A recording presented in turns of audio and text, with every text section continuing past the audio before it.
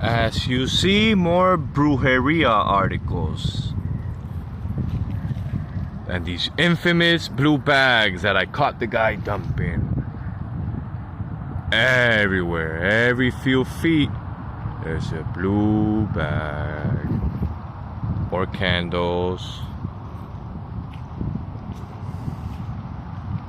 More blue bags. Everywhere, as far as the eye could see on the Julia Toto Causeway. This is witchcraft. They litter these here. There's hundreds of these everywhere you look.